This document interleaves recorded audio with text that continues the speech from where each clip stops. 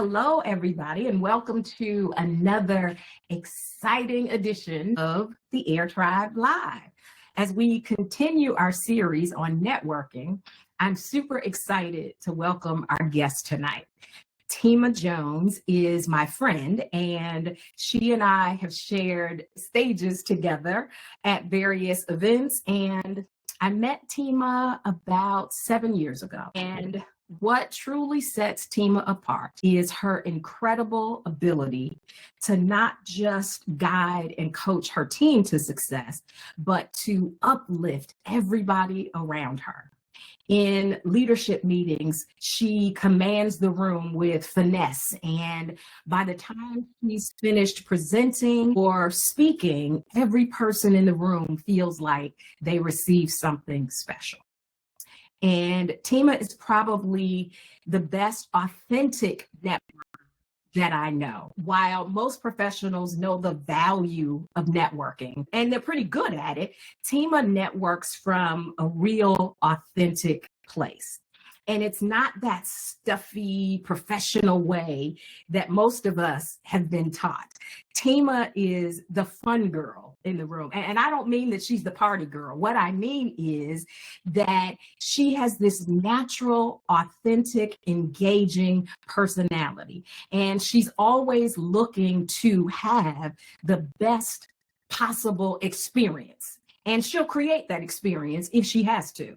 I've seen her turn a stuffy meeting or a stuffy networking event into this alive and vibrant, full of energy place. And 5 minutes ago, it wasn't that way. So she is selfless in allowing others to shine because she knows that, another woman's shine doesn't dim her light.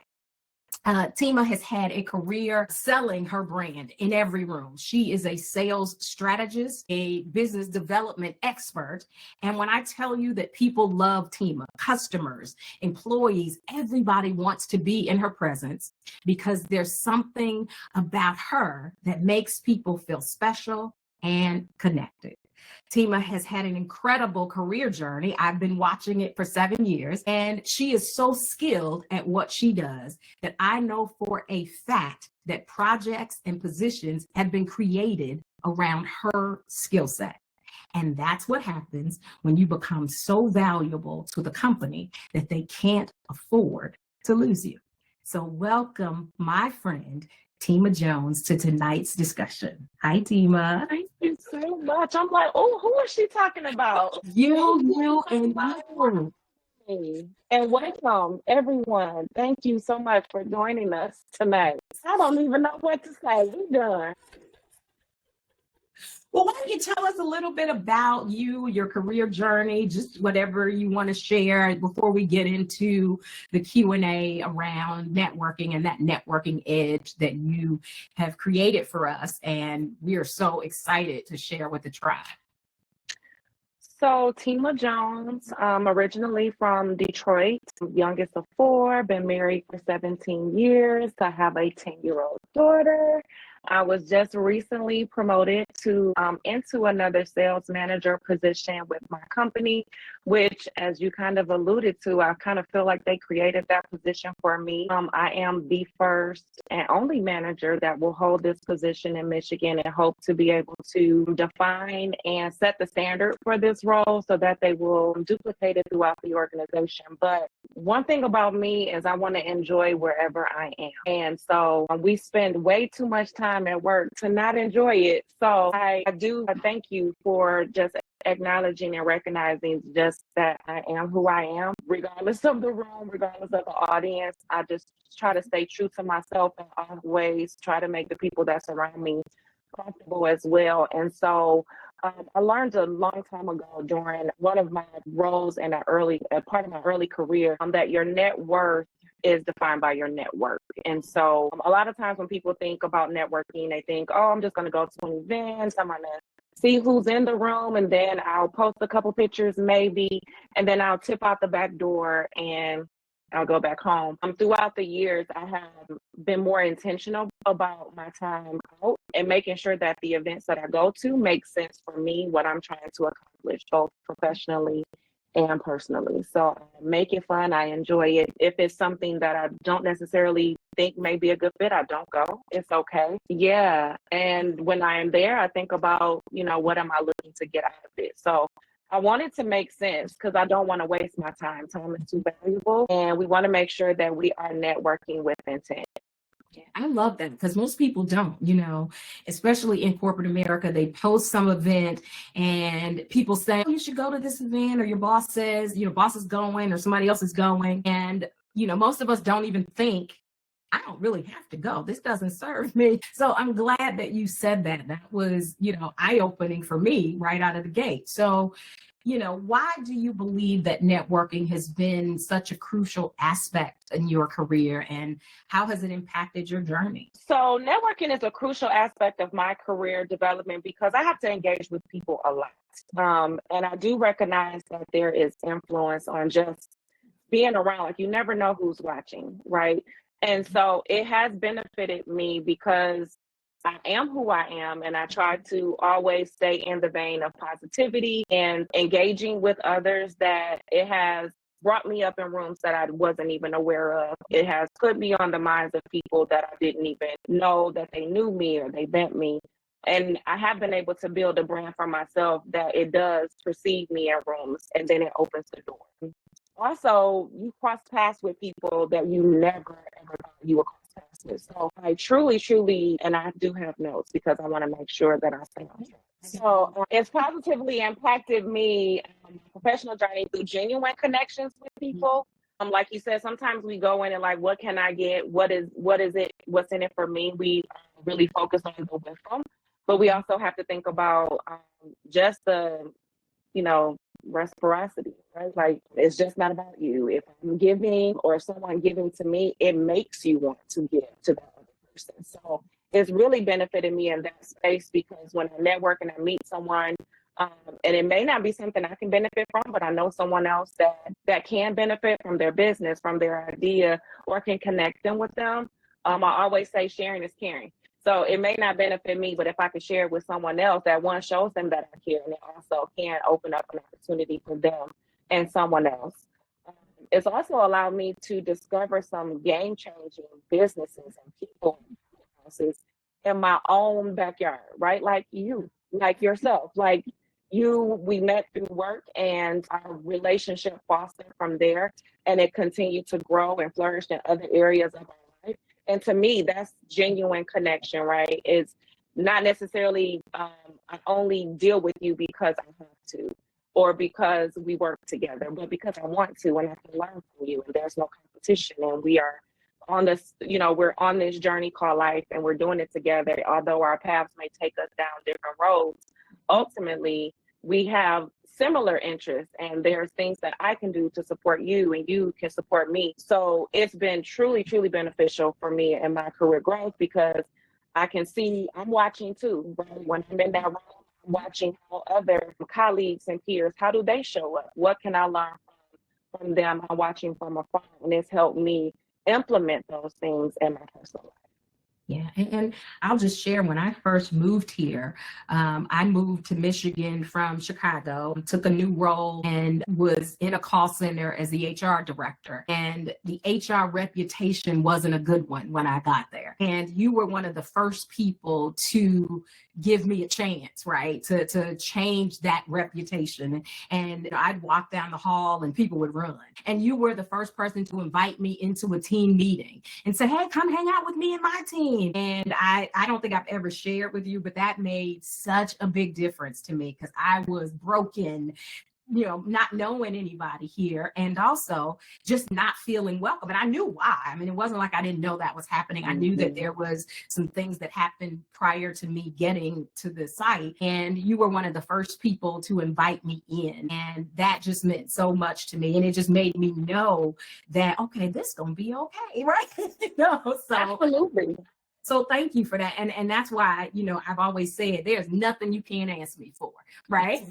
Because that was, I was here. I had never been to Michigan until the day before I was supposed to start work. And to get here and not have a warm welcome was very tough, and I think that speaks to just your personality as a leader and how you are. You're very inviting and engaging, and there's never, I mean, I've seen you everywhere, and there's never any competition. There's never, any shade or any of that. No gatekeeping. You are the person who connects the right people together.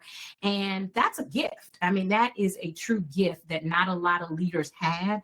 And that's why I wanted you to come here and kind of talk about it, because I don't know why. I mean, I think we imitate people in that space. We come in all buttoned up and, we stand in the corner with the drink and, and by the time the event starts or people start talking, we're wasted, because we've been drinking, or we're so artificial, right? We're not our authentic selves. And that's the one thing that I think you do better than anybody I know. You're totally authentic and fun and engaging, and people really, you welcome people in and they receive that.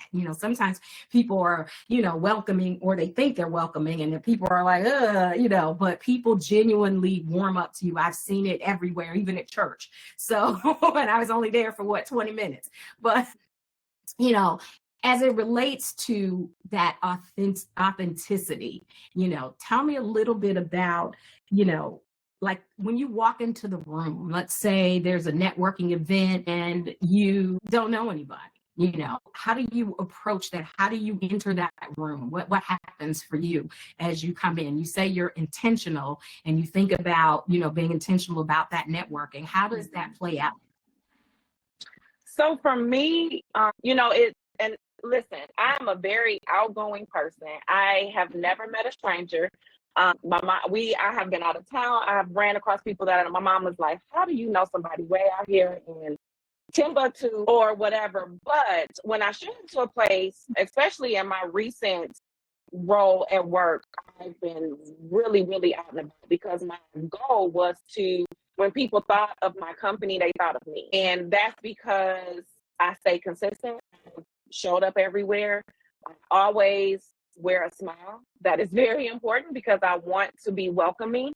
And being genuinely kind, like, it should not be a thing of the past, right? Like, I feel like people are almost to the point where they're shocked when someone is nice, or they feel like you have an ulterior motive or something like that. So I do read energy, and not in no spooky way, right? Like in a way of, like, you can just tell when someone is comfortable with you, or maybe they're shy. And I do have a way of just asking someone, like, sometimes just being direct with someone will open them up and make them comfortable. But when I go to an event, I make sure that I, one, walk the room, see who's there. If there is like a name tag, I will put something creative on the name tag, because it's a conversation starter. So when people typically see my name, they call me Temma. And for years, and I don't know what what's the challenge of correcting people, or you feel like you're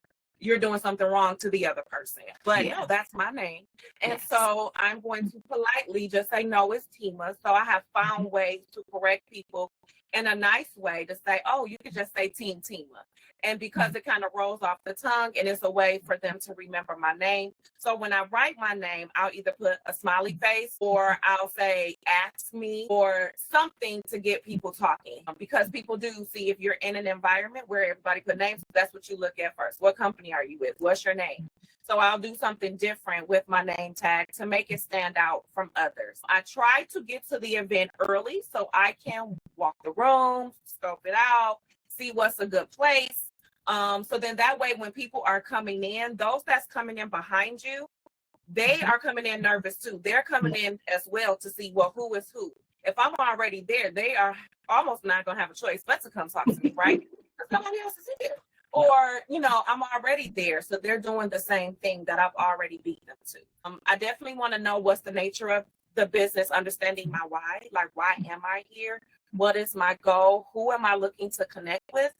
So I do take a more strategic, especially if it's work. Now, if it's more casual or friendly, like, who else is here? Who invited me? But I try not to stay connected at the hip with that person, because I don't want to make it feel like I'm not open to meeting anybody new. When when you come with someone, it's great. You have that comfort. But if you tip off, let me go get us something to drink, or let me go and just say hi to my friend, it shows that you are intentional about working the room and getting to know everyone that's there. So those and that's what most of us do. We get invited. We do stay connected to that person. And I like that you brought that up, because you already know that person, right? And that's the hiding thing that we do, right? We stay, especially if it's a person who has a bigger title than we do, or somebody who knows who's in that room. We tend to, hang out with them and stay joined at the hip. So I like that you said that. That's a really good takeaway, to not stay. I mean, you came with them, you're going to leave with them, right? You don't have to spend the whole time at the event with the person that you came with. So I like that. That's a good takeaway, definitely. So one of the things that you say in the ebook that you designed for us is be yourself, but better. How can you balance that authenticity with, not being phony? Because I think that's what happens at a lot of events, and I've been to a ton of them as well, and you end up being, and I'm guilty, I read the room and for that energy thing, and if you're stuffy, I'm stuffy right back, right? And that's not always good. I'm learning over the last 2-3 years, especially since COVID, that you have to be yourself but better, right? Because you're literally on stage, even if you're not on stage. So can you talk a little bit about that and how you can be yourself but better? So I would say I'm not the same Temma I was 5 years ago, right? And can you hear me okay? Because Yes. Okay, perfect. I'm not the same Temma I was. We should always be growing, right? But I also recognize that I would go to events and I would meet people, but I would do the things that I say not to do now. Like I would stay connected with someone, or I wouldn't correct them with my name, but I found new ways to do that. I tailor or think about the events to say who's going to be in the room. And I also read it too, but I know that if I will say something to someone who seems stuffy, to just loosen them up, because at this point now it's a challenge. So I feel like, it couldn't be me. And I may never see you again, right? Yeah. So it couldn't be me, possibly. So it has to be you. So I'm going to ask you some questions. Have you been here before? Is this your first time? To try to peel back that onion, right? Because sometimes we don't know that appearance of stuffiness could be discomfort, or they could have had a bad day. Like I try to meet people where they are and not assume a positive intent, right? Like maybe it's just because they're nervous. Maybe they're introvert and I'm an extrovert, and I might need to not dim my light, but just meet them where they are and be a little more calm, cool, and collected. It's really interesting when you go to different events and you start to see some of the same people as well, because that also helps you be more consistent, and then you can build on and be better than the last conversation that you had, right? So now I may talk to you a little bit more. I may talk to you longer. I may share a little bit more about myself in this conversation than I did before. Maybe the last time I didn't send you a LinkedIn invite, or maybe I didn't ask, can we connect for lunch? Can we have a one-on-one? Like we have to be direct with what we want in a good way, in a professional way, so that we're still accomplishing the things that we want to accomplish. But I do take notes, like on missed opportunities. Like if I met someone and I'm like, oh my goodness, that was this person. And I'm like, oh, I forgot their card. Or I didn't spend enough time talking to them. I was talking to someone else and I saw them walking by and I didn't get their attention. So then the next time, hopefully there's another opportunity and I'll remember to take that extra moment to just say, excuse me 1 second. Hi, this is, so that way you are remembering the things that you told yourself to do and not looking at it as a fail, but it's just a missed opportunity. But I do think about the events. How did I work the room? How many connections did I make? Were my conversations of value? Did I benefit from it? Did I meet the people I set myself out to meet? Just kind of going through different things. I do reflect on the event. I do try to capture the moment. That's really important to me, but also being present in the moment too, because we know our phones can be easily distracting. So being mindful of that. Yeah.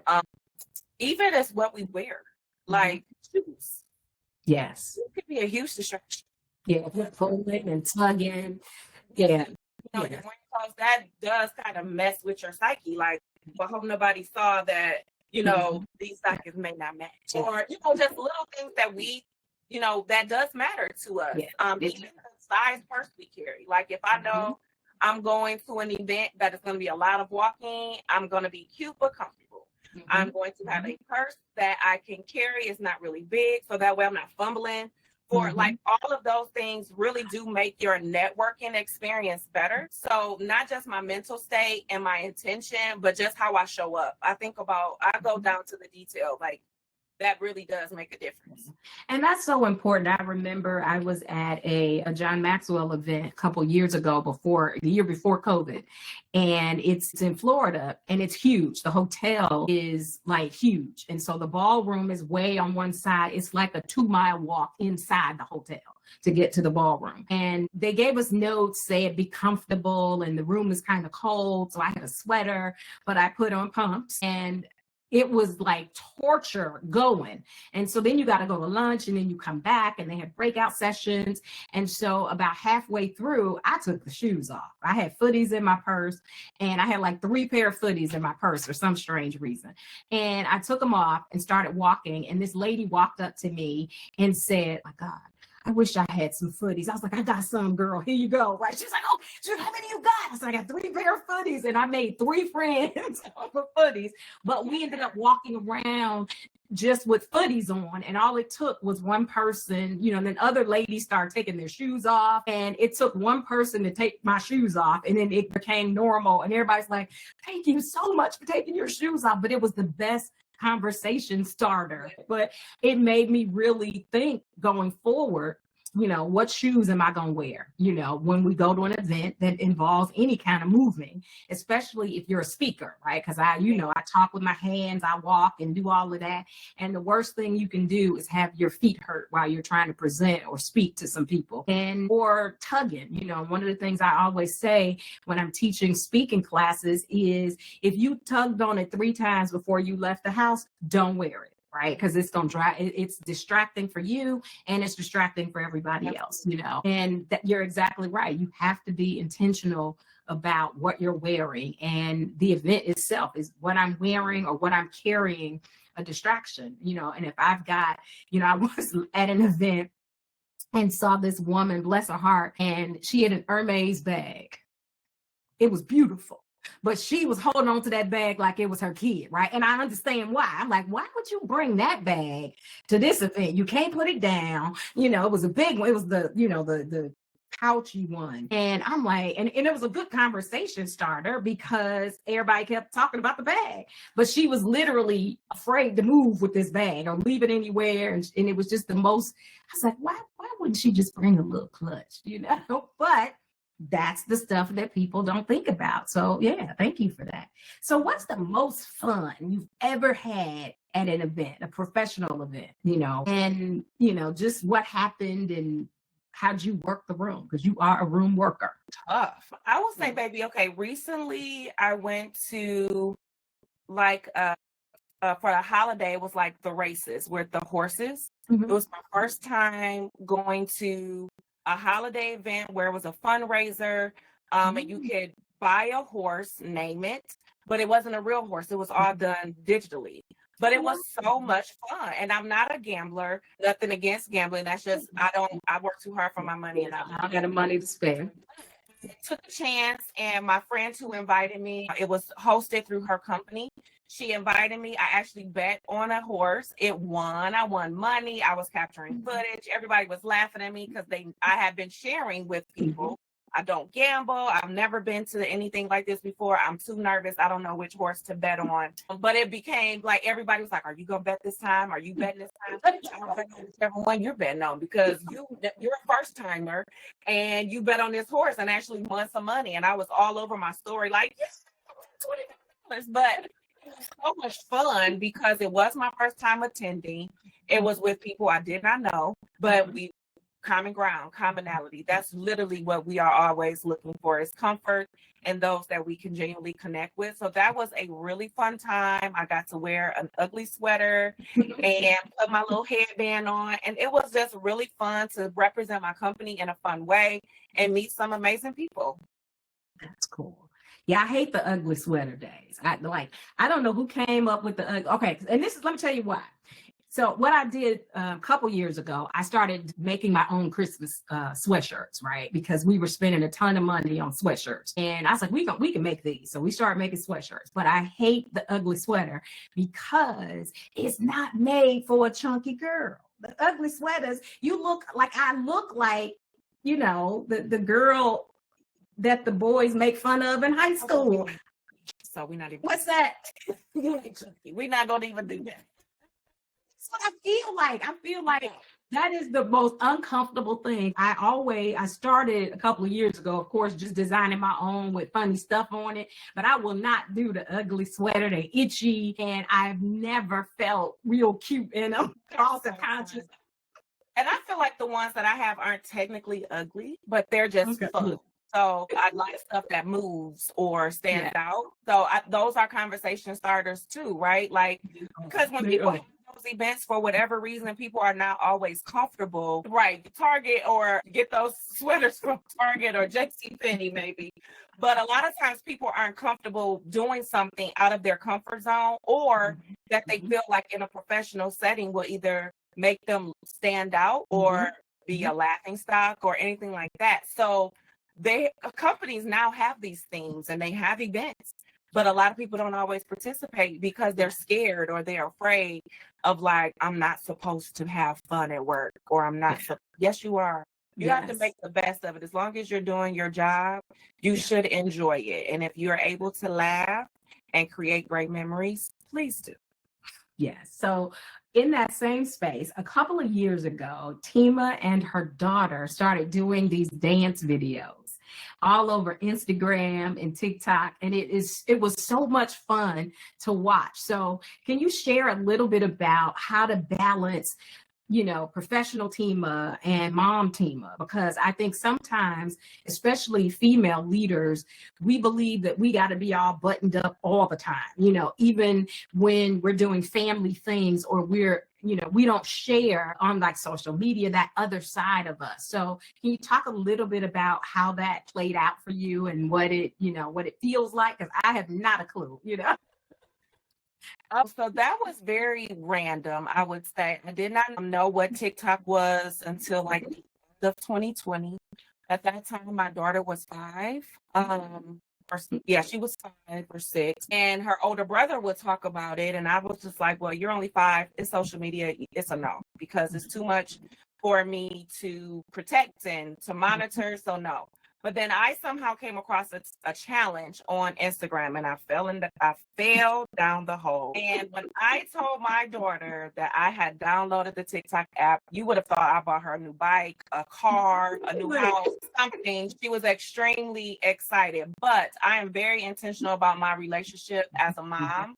So I used it as a way for us to connect more and do other things, because to your point, I didn't start having like a friendship with my mom until I was grown, good and grown too. But now I can see my mom I can see her as my mom, as a wife, as a sister, as a friend. And so I wanted my daughter to know that it was more to me than just going to work, coming home. You see me interacting with my husband or your dad and doing dishes and things like that. I wanted her to know she had a fun mom. I can relate, that I can lean in and do things that she enjoyed as well. And then it just made our bonds even more close. And then it also was a different outlet for me, and it allowed me to learn more about myself.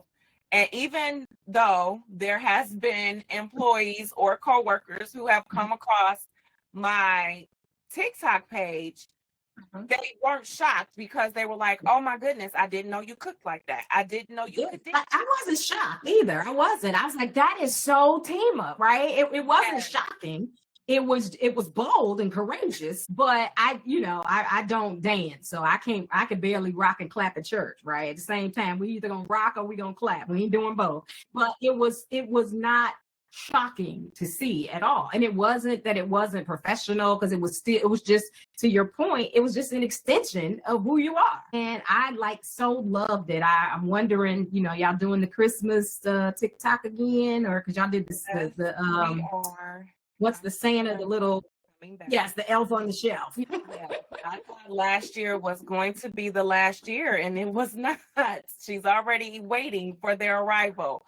So those are things that just makes life just that much more beautiful. I've even done TikToks for work now, which has helped me. I've even, because of that and having conversations with people, been able to help people professionally with things I enjoy personally, which is a benefit, and it has helped grow relationships. I was in a networking group, and they saw my social media, and they were like, "Can you do a session for us? I know that's not what you do for a living, but would you come?" So that allowed me to show up as still a representation, but connect with them and help them in a different way. So for me, those are the type of seeds I want to plant, because those grow and blossom into bigger and more beautiful things. Like, yes, I could get a new client or a new business from that.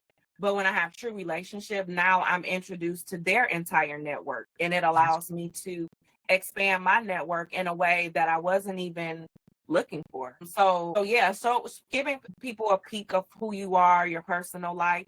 I know people there's that line, right? That some people are just like, "Oh, we work together. It's professional. They aren't my friends." And when I go to work, and I get it, that works for a lot of people. Just really doesn't work for me. Like I identify who I can be fully with, and I'm gonna always be me. And then I understand those who I can allow who can accept me as a full person in its entirety. And then those who you're just going to give me, we make kiki at work, but that's kind of where it stays. And that's okay too. But I do find that by me doing that, I can really meet people. And now I'm working with you. And it's not just because you gave me your card at that event, but because I value what you're looking to do in your business. I support what your mission is, and I know that it's coming from a good place, and I can benefit from that. Or I know that my friend is looking for someone to help her with production and this for her business, so I can connect you two, because now I trust you, right? Because we are very mindful as well of who we refer. So it is a game, that we have to learn how to navigate, but it's once you arrive and you are comfortable in that space, it does allow you to open up so many doors, even outside of your professional objectives. Yeah, I agree with that. I definitely do. So when we talk about, networking and building those relationships, how do you cultivate deep relationships, out that, and what I mean is, how do you forge connections that matter? I know a lot of professionals who know a lot of people, right? But they don't have those deep connections. Like, they can't call anybody up. If they see them at an event, it's like, "Hey, how you doing?" But they never form those connections, especially in this social media landscape where having 1 million followers is the gold standard, but it doesn't mean that you have 1 million connections, So how do you navigate those, making those deeper connections? I know you can't make them with everybody, but how do you, are you just as intentional about making sure it's a deep connection, staying connected with them? How do you do that? Because a lot of times we go to these events, when we meet somebody, we might call them up or have coffee and then nothing, So how do you, when you see somebody that you really want to have a connection with and spend time with them, how do you make that deep connection?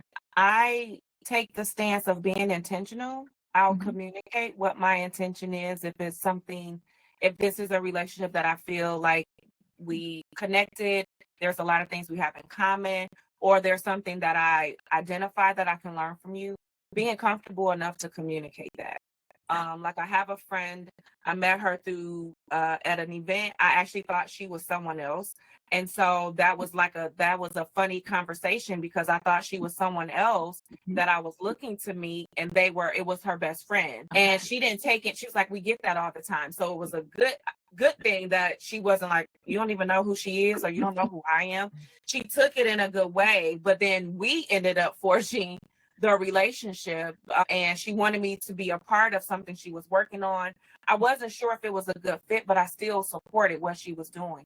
And we started doing other things outside of that, but then it still allowed me to be in the room with other people that I would have never met, and I've established relationships with them. But I told her that I admired what she was doing. I loved her entrepreneurial spirit, because I've always been corporate. And up until a few years ago, I've never even entertained the idea of entrepreneurship or anything like that. So I was very honest with her and upfront to say, I would love to just pick your brain. I would take the lead. And it's just like when you think about a mentor-mentee relationship, and I think you and I had this conversation years ago, that the mentee owns that process, right? Yes. If they've extended or they've expressed to someone that I want you to be my mentor, you have made that, you want something from me. And so you should take the lead in getting what you need. Yes. And taking the lead in that. So I do the same thing when I want to learn, but I want it to be organic as well. So I don't force myself on people. I will extend for lunch, coffee, dinner, cocktails, whatever, so we could connect on a deeper level. But I'm going to say that, like, I would love to connect with you. I'd love to pick your brain about some things. You shared this, and I really, really was inspired by that. Isn't it, can we connect? And I'm going to follow up with that. I'm going to follow up with text.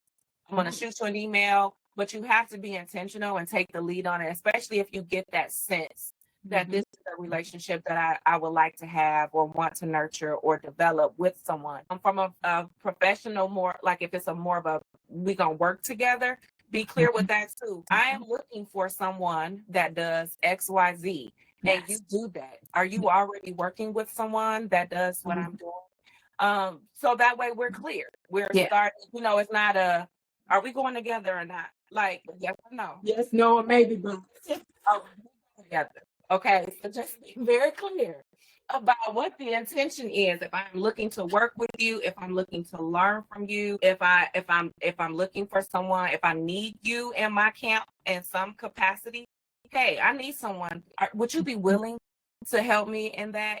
I think people would appreciate that so much more instead of somebody lurking and coming around and they're not really sure what your motive is. Then that's when people put up a wall, and then it makes it harder for you to truly get to the core of who that person is, or to see if there's an opportunity for us to connect. Yeah. Well, what about the other side? Say someone approaches you and they're, wanting something from you that you don't have the bandwidth to give. How do you navigate that conversation? So no is a complete sentence. And I learned that last year. I am learning to say no, but and giving the why, right? If you feel necessary. So I did meet with someone through networking.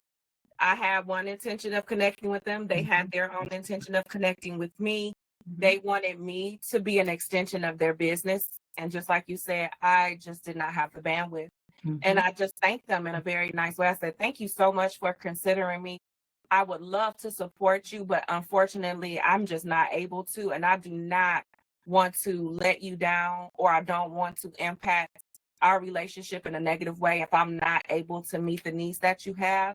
And so unfortunately, I'm not able to do that. But if I know someone, or if I come across someone, then I will definitely shoot them in your direction.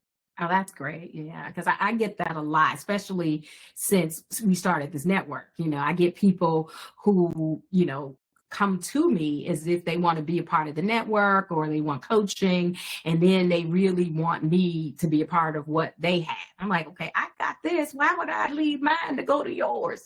But that's always especially when you don't know what the intention. So I wish you could teach a class and I could refer people to you to say, this is how you handle that. You don't, come at somebody with one way and then you really want something else. Just be honest up front. So one of the things that you prepared for us is a networking event preparation form and follow-up form. Do you have other tools and things that you, like you say, you take notes, are you taking notes at the event? Are you taking them in your phone? How are you remembering people? I struggle with that. I write stuff down like hair color, and I've been known to snap a picture of somebody and, put a name down just so I can remember it. But yeah. So couple things. So business cards they still exist. Do you have paper business cards or do you have a digital business card? I have both. Okay. And I have the digital card on both my work phone and my personal phone, because some people are just fast forward, they are tech savvy. Yes. Just works best for them, and that's okay. That also helps them remember you, because keep in mind that you are not the only person they're meeting. Right. Yes. So when I capture someone's information, if it's a business card, I go straight to their LinkedIn or go on LinkedIn to see if they're there. If they are, I immediately connect. That way I have their picture, their face, and they're remembering me. I just met you, but it's an immediate reminder that we just met, right? Okay. I do the LinkedIn. I'll follow up with an email. Sometimes I'll write notes on a physical business card. I do go through my business cards and send out communication right after. So that way I don't lose the card. I don't forget, because it happens. It does. Remember, we got that big old person. We trying to put stuff in there, and it's mixed in with all of the Target receipts, and then you didn't throw it away. And then you're like, oh, I know I met this lady. And, so it just helps keep you organized, especially if this is something you're really trying to perfect. So the digital card, because it has my picture, I can send it right there directly to them. If they put their information in my phone, I do take a selfie with them. So then that way I can now add their picture to the contact in my phone, so that I don't have egg on my face. And I'm like, now that's a good idea. I love it. And things like that. So then also, the picture in your gallery, it'll show where you were. Yes. That picture, so it's your memory if need be. But the LinkedIn and putting a picture and a name in my contact right away has been very, very helpful. Wow, I love that. Those are things I never thought about. And we do take a ton of selfies every time we go places, especially if I'm someplace and I'm speaking, everybody wants a picture, which I don't understand, but it's the perfect opportunity to snap a picture and put it in the contact so that you remember where you met them and you know what they look like. I've had people that I've met at events, and then, we go out for a drink or we go for coffee and they show up and I don't bit more remember them. Because I don't remember. And so that's a brilliant idea. I love that. So last question, and it's the personal one. I think I already know the answer, but I'm going to ask it anyway. So as a little Temma, say 8 years old, were you the networker at school? I will say yes. I will say I have always been a people person. I am very intentional about this is me. Like, that's a great question, because I think especially as watching my daughter grow up, and then also when you meet people that you went to school with, and you was like this in high school. Yes. So that's totally. So that really is the core of who you are, right? And so with me, when I think back, even my mom will say, you've always been like this. You've always brought friends over. You always wanted to, be connected with this person, or, you always have people around. So that's why I tell people when they ask me things about networking and and I'm like, I keep in mind that everybody's personality is different. Everybody is not me, and your way is your way, and there's nothing wrong with that, right? Can we all make some tweaks? Absolutely. There's probably ways I can show up completely different, have better results, be more direct with my ask. Depends on the room, right? But my goal every time is what you see is what you get. I am going to be genuine. I'm going to be kind. And if for whatever reason you give me a reason not to be anything other than that, then just know it was because you. Yeah, and it wasn't everybody. It was just you, right? Yeah, exactly. Yeah, I think that this has really been me. I've just, of course, evolved and grown up. And since then, but I have always been just naturally a people person and genuinely like people. Yeah, and I always ask questions whenever I'm interviewing people and talking in this space, because I had a conversation with my dad a couple years ago, and I spoke at an event, and my parents were there, and people were talking to my dad about me, like, oh God, you must be so proud. And are you surprised that she's this speaker and she's this person? And he's like, no, I'm not surprised. Every report card she ever got says she talked too much. She's like, when she got to be about fourth grade, we just stopped talking about it. We figured she couldn't stop and we just left her alone. Like, the teacher would pull her up to the desk and you sitting right here by me, and she would be talking to the teacher and, asking the teacher all kind of personal questions. So that I always ask, because I think that is one of the things we do a disservice to our children, right? By not seeing who they are. And my parents gave up in fourth grade. They was like, yeah, she ain't gonna stop talking. Let's get her an A and something else to balance out the report card. But because back then, talking or conduct was a subject. You got a grade for conduct. And I always got unsatisfactory in the conduct space. He gave me good comments. She's a delight. She's a leader. She's funny, but she talks too much. And my dad's like, yeah, we just gave up about fourth grade. And, we got tired of punishing her. And even on punishment, she couldn't shut up. So we just leave her alone. So I always ask, because I think, especially with little girls, we do a disservice to our little girls by trying to make them something else and not recognizing that those character traits and those things that they do instinctively are for their purpose later, right? It really is who they are. And when we start trying to mold them into something else, they got to break that before they can get to their purpose. And so I always ask, every time, tell me who you were when you were a kid, because that proves the point. We were all this person, we just got taller, right? And we got better at being ourselves. So before we end our time, is there anything that you would like to share with us? Anything that we didn't cover that, you might want us to know about as it relates to networking, anything at all? Well, first and foremost, just thank you so much. This has been awesome. Thank you for thinking of me and having me. I truly, truly appreciate it. I hope that there was something said that helped someone, and just being more your authentic self, or being more comfortable going out there. If you need a +1, you can reach out to me. I will definitely go with you. I believe that. But just know that you are who you are. And there is room for you in every room that you go in. And don't think that you have to change who you are to be accepted, to be successful, to be impactful, because we all have purpose. We just have to discover who's supposed to benefit from it. Absolutely. So I thank you for the time. Networking, it truly does improve your net worth, and it helps you on all levels. There is a thread that just goes through all areas of my life. And yes, we're talking about networking, but it shows up in how I mother, how I wife, how I friend, how I sister. And that's just because I'm being who I am. So be who you are. And for my friends in the chat, please correct people with your name. I've got to get better at that. I really do. To tell those people how to, and she just said it, pronounce your name, because it is okay. Even if you say Chiquita, not the banana, they will remember that. It is just, your name is beautiful. That is who you are. And so that was one thing I had to learn, because I would let people call me Temma, knowing it was that's not my name. And me too. Kamala Harris did that for me. All this stuff that was going on, she did that for me. She would correct everybody. And we know some people were doing it, as a disrespect.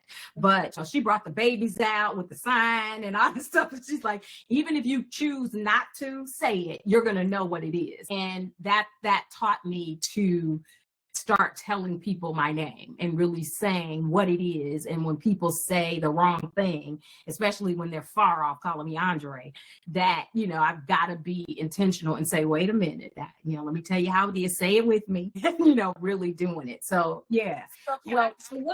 Nikita had a question in the chat. Can I answer? Yes, please. Yeah, absolutely. About professionally saying her name. You can hide it when you do, like I talked about, if you want to break it down on your name tag, it is really a conversation starter, but it's own it. It is who you are. It is not going to change, and people just need to know. And it's okay. Like I would be on a training call and the trainer would say, "Is Temma Jones here?" And I would come off mute, come off hi there, it's Temma. I know, blame my mama. That's what I used to say. And it would break the ice. And I'll say, I have had to correct people for over 40 years. And then they'll say, oh, you're over 40. I am. So now we done got past it. You're not uncomfortable. I'm not uncomfortable. Now you know it's Temma, and we can move on with the training. But I'm going to make sure you know, because I'm not going to allow you to call me Temma for the rest of this training. I'm going to get more irritated, right? Just don't call me, because that's not who I am. Right. So maybe on your name tag, break it out, or put me or something to spark that conversation, or just tell them before you ask, it's Chiquita. Yeah. Chiquita, whatever it is, just so you kind of giving a disclaimer, giving them that we're going to open it up. I'm going to just allow you to guess, or before you even guess, this is what it is. Take the pressure off of them. It's okay. I love that. So anything exciting coming up for you in 2025? I know you got the new role and starting, but anything coming up for you in 2025? Oh, nothing that I know of coming up in 2025. I'm just looking forward to great things to come. I am working on some other things personally that I'm really excited about, wanting to do more of my cooking and sharing with the meal prepping and helping people in that space. Because I do know that it is for us, the career woman, the everyday woman, the busy woman, the mother, the wife. And I would love to be able to support others in that space of how to make it work and make healthy choices and still do all the things and wear all the hats. Sign me up. Sign me up. Sign me up. Yes, yes. I would love to have a meal prep service. I look into them every year and never find one that tastes good or that I can commit to. But yeah, it's so, and it's so important, because we spend all the time at work and then on weekends, if you're gonna like, I meal prep and then don't eat it. Right. Or I find it at the back of the refrigerator, the salad's gone bad. It's a method to the madness. And so I actually want to coach and consult people to do it for themselves. Yes. For that very reason, because your salad is different. Yes. And I don't have the bandwidth to do it for everybody. No, I love that. But and it's such a huge business, I think, that people don't know how to do. Like, I love the wintertime, because in the winter I make soup and I will soup you to death. I got a big giant thing of chili downstairs right now, and I make 15 things out of some chili. But it takes the pressure off of what are we going to eat today. Absolutely. And then what do? You run to the fast food or whatever because you waited too long. So I love that. Well, Air Tribe, that is it for us tonight. I hope that you've enjoyed learning from the fabulous Temma Jones. And Temma has graciously provided the Air Tribe with a free resource. It's an ebook called The Networking Edge, and also 2 forms that tell us before the networking event and after the networking event. And it's going to be available shortly after we're done inside the resources channel inside the network.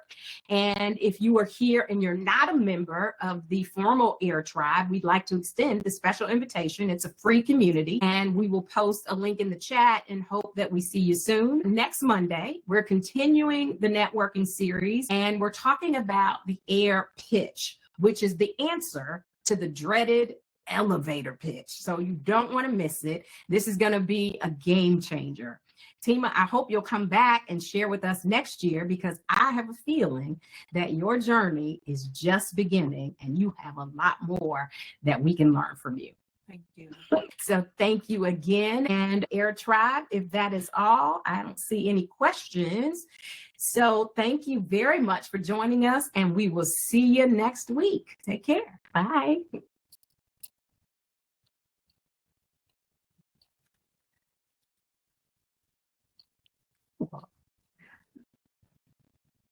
Thank you.